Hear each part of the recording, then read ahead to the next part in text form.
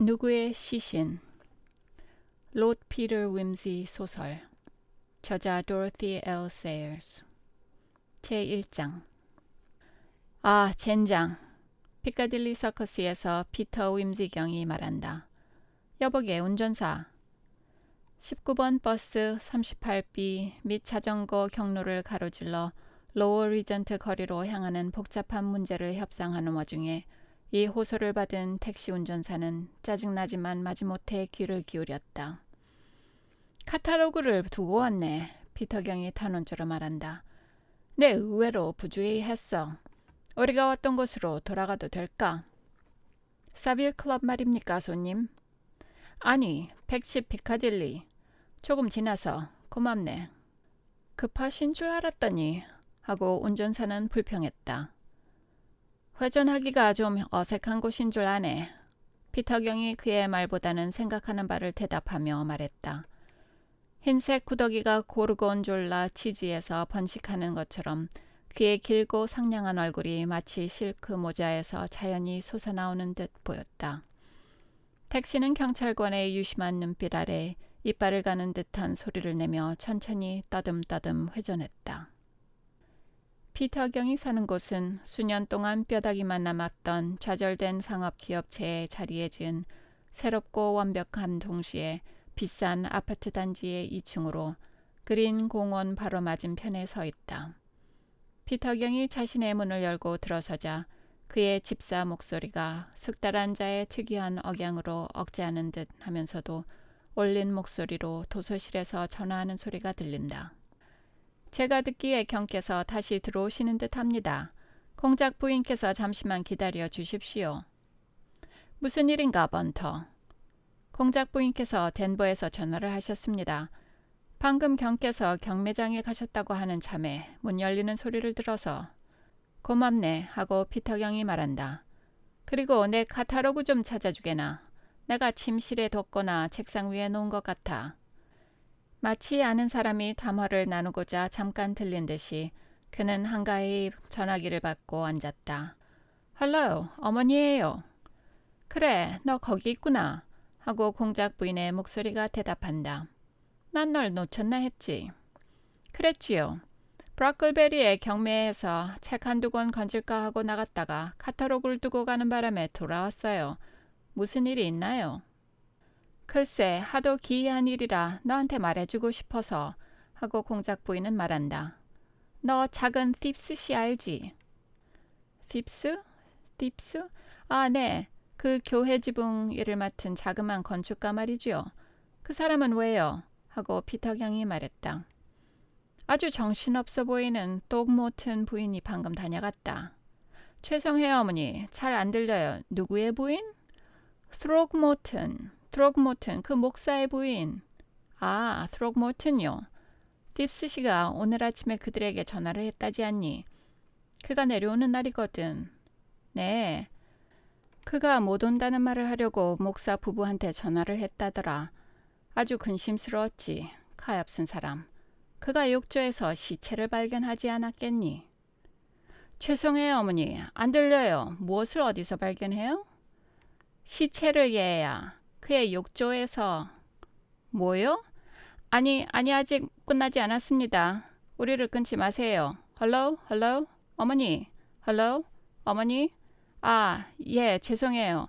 교환원이 우리를 끊으려고 했어요. 어떤 시체요? 죽은 남자인데 예. 아무것도 안 입고 고안경만 걸었더래. 트록모튼 부인이 나에게 말할 때 얼굴이 아주 빨개지더구나. 아무래도 시골 목사관 사람들이 좀 편협한 마음이 있어. 하긴 좀 이상한 일이네요. 그가 아는 사람이었나요? 아니, 그런 것 같지는 않지만 예, 물론 그가 그 부인에게 자세한 말을 하지는 못했지.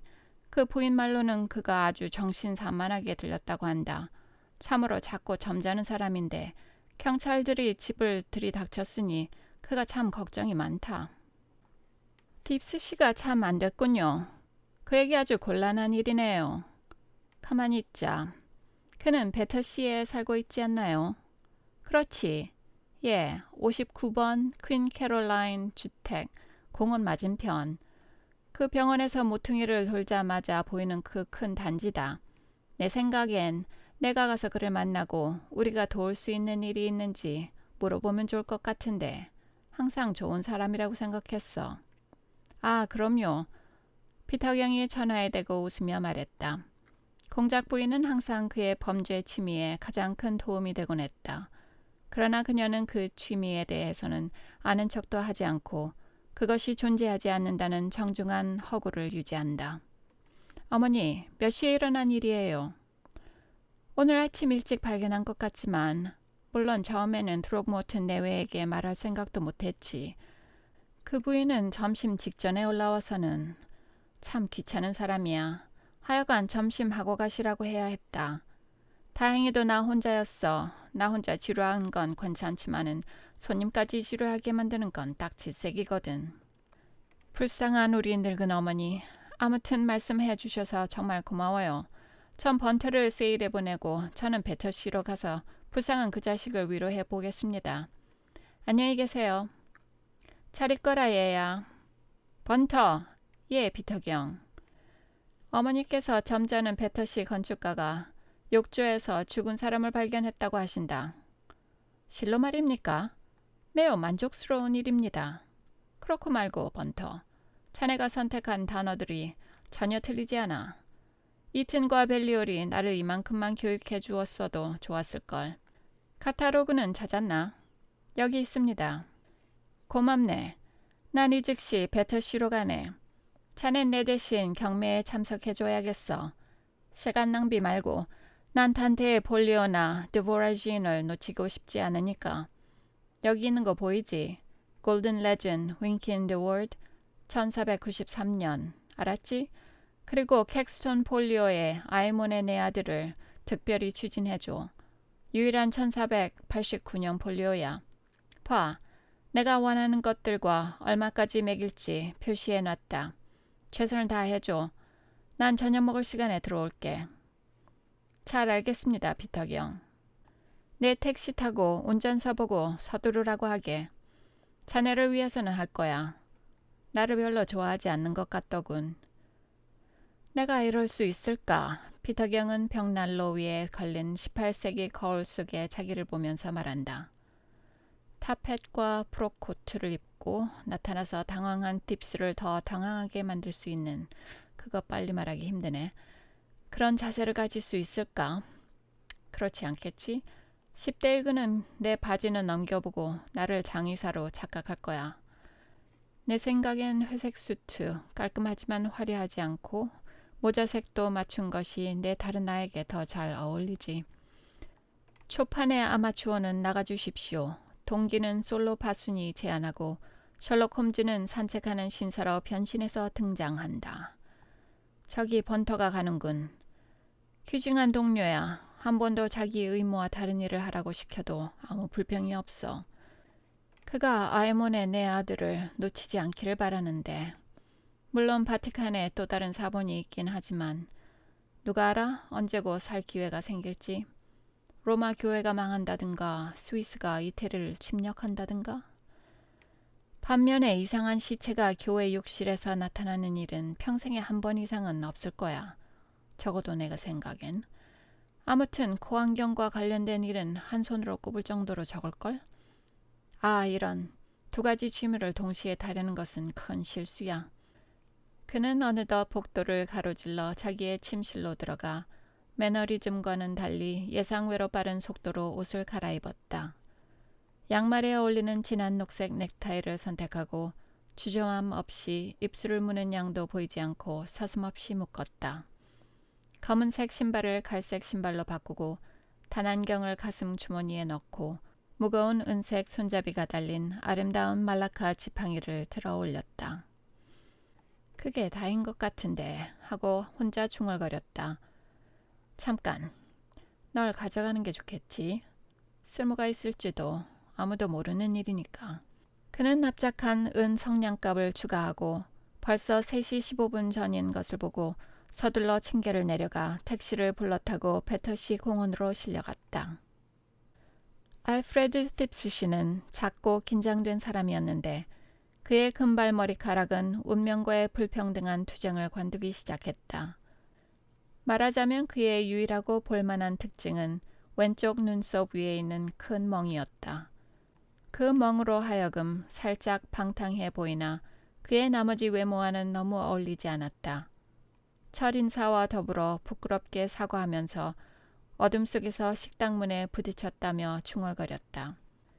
그는 피터경의 사려 깊음과 겸손함에 눈물 날 것 모양 감동했다. 경께서 참으로 관대하십니다. 하고 그는 쇠약한 눈꺼풀을 깜빡거리며 이 말을 12번째 반복하였다. 정말 진심으로 감사드립니다. 제 어머니도 그러실 것입니다만 너무 귀가 멀으십니다. 어머니를 이해시켜달라고도 하지 않겠습니다. 하루 종일 참 힘들었지요. 그는 이어서 집안에 경찰들이 들어오고 소동이 나고 어머니와 제겐 전혀 익숙치 않은 일입니다.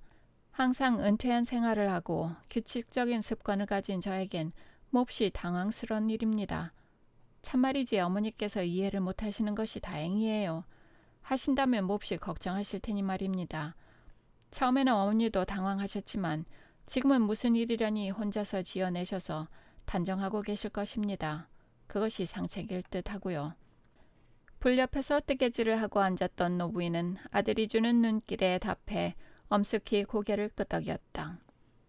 네, 항상 그 욕실에 대해서 불평해야 한다고 말하지 않았니, 알프레드? 그녀는 갑자기 그 귀머거리들의 특유한 높고 삐걱거리는 목소리로 말한다. 이제야말로 집주인이 해결해 주기를 바라야지. 내 생각엔 경찰 없이도 해결할 수 있었을 것 같지만 아무튼 넌 어려서 수두 걸린 후로 사소한 일에도 소란을 피우는 버릇이 있어. 자, 보세요. 딥스 씨는 사과하는 듯이. 상황 파악 되시죠? 저렇게 믿고 만족하시는 것이 낫습니다. 목욕실을 잠가놓고 들어가려 하지 마시라고 했지요. 하지만 저에겐 큰 충격이었습니다, 선생님. 그것이 피터경. 아무튼 제 신경이 산산조각이 났습니다. 이런 일은 내 생전 한 번도 없었던 일입니다. 오늘 아침 제가 발을 딛고 섰는지 머리를 딛고 섰는지 정말 모르겠더라고요.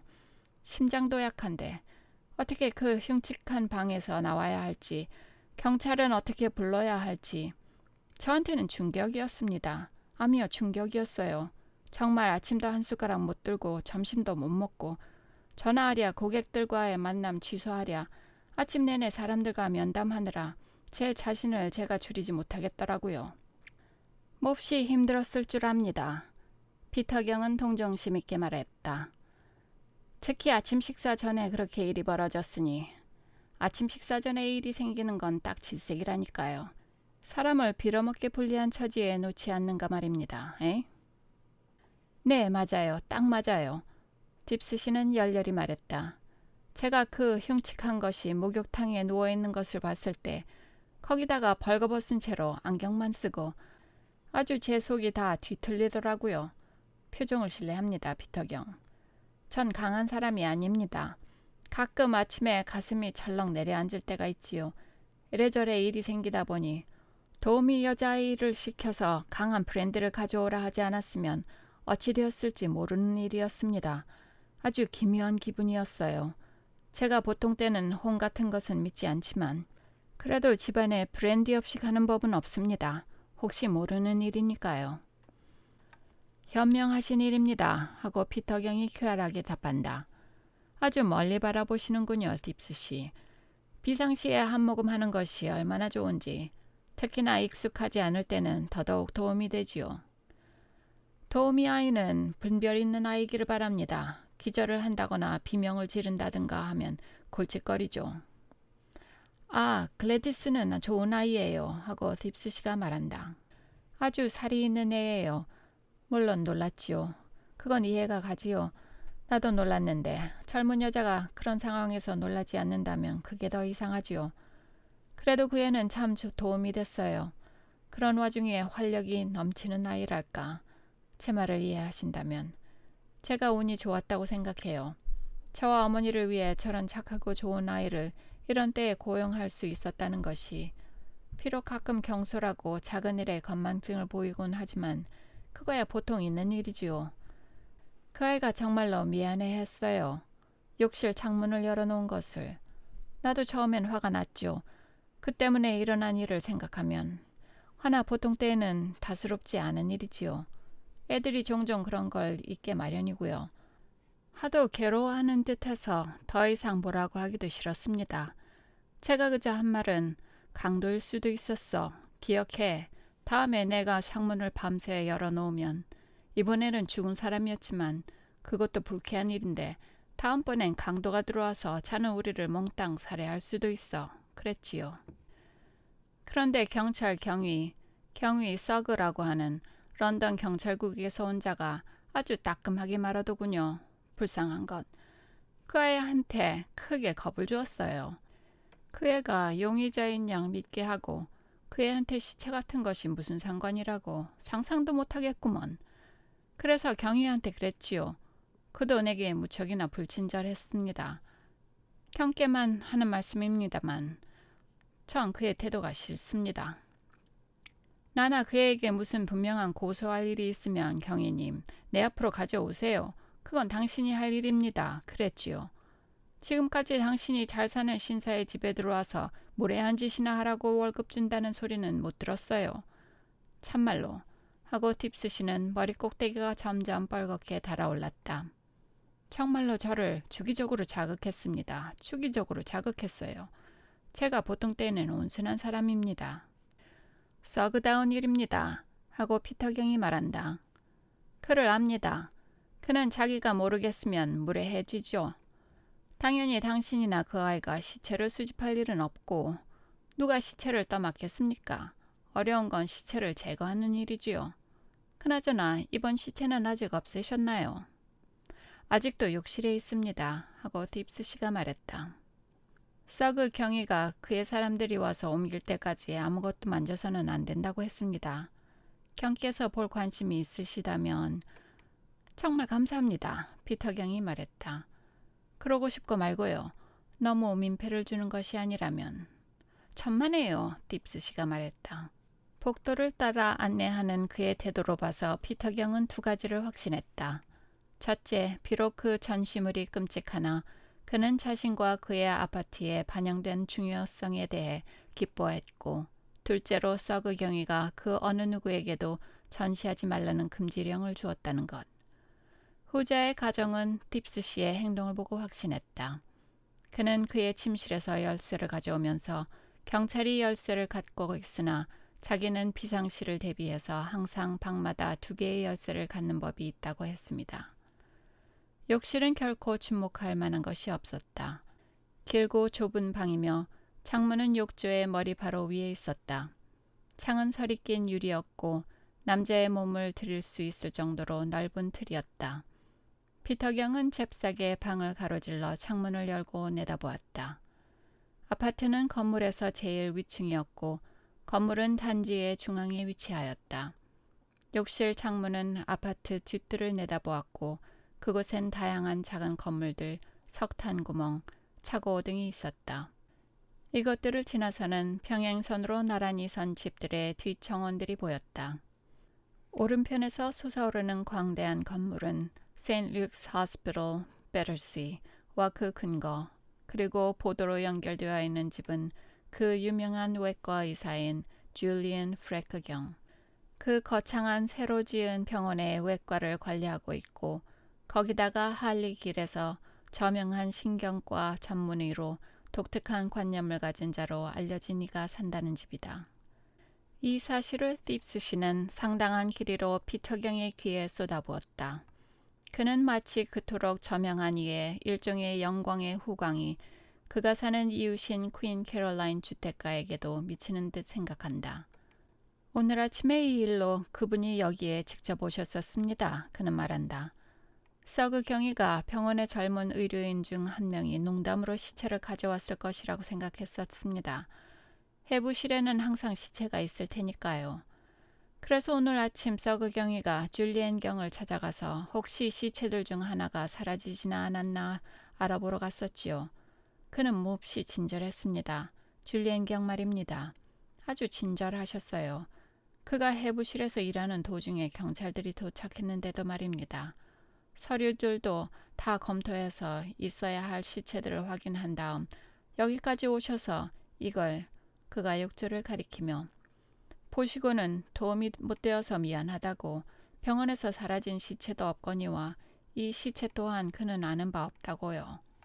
살아있는 환자들 중에 하나도 아니겠지요. 피터경이 떠본다.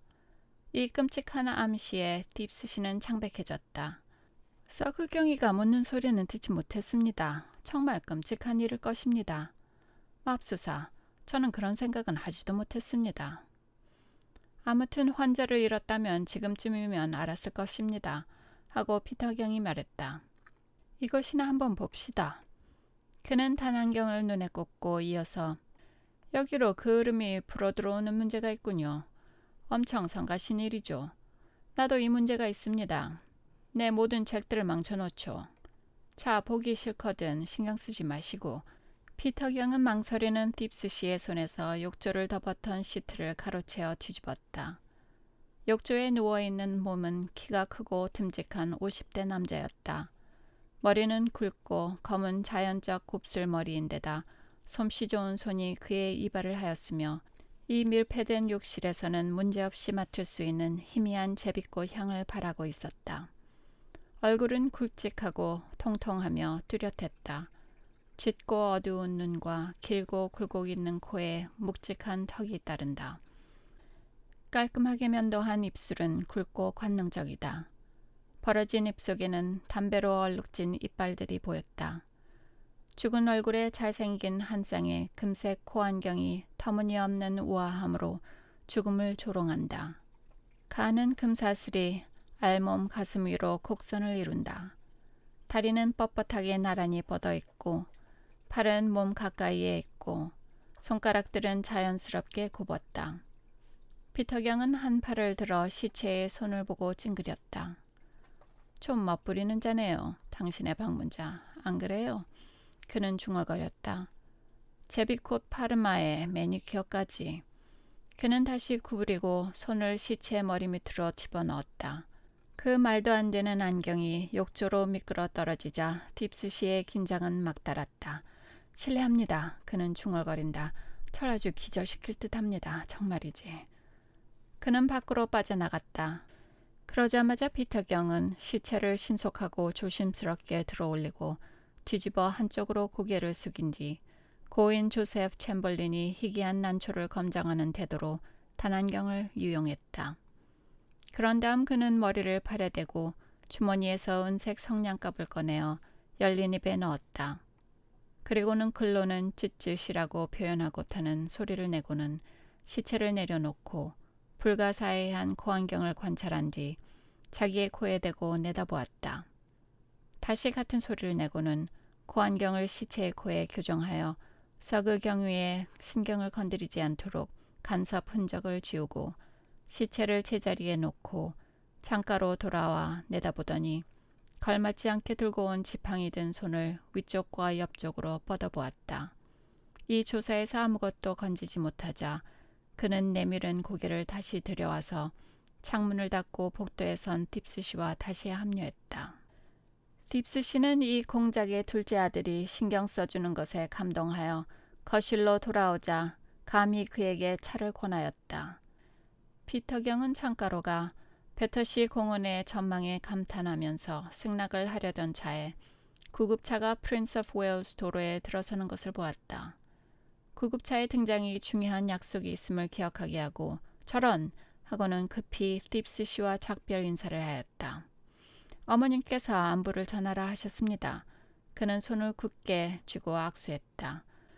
곧 덴버에 내려오길 바라신다고요. 안녕히 계세요, 딥스 어머님. 그는 할머니의 귀에 친절하게 소리쳤다. 아, 아니에요, 선생님. 부디 신경 쓰지 마십시오. 그는 겨우 시간을 맞췄다.